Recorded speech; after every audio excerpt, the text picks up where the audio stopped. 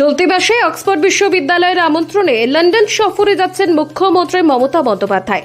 আগামী 21শে মার্চ লন্ডনের উদ্দেশ্যে রওনা দেবেন তিনি। কলকাতা থেকে দুবাই হয়ে লন্ডন পৌঁছে অক্সফোর্ড বিশ্ববিদ্যালয়ের শিক্ষার্থী ও গবেষকদের সামনে ভাষণ দেওয়ার কথা রয়েছে তার।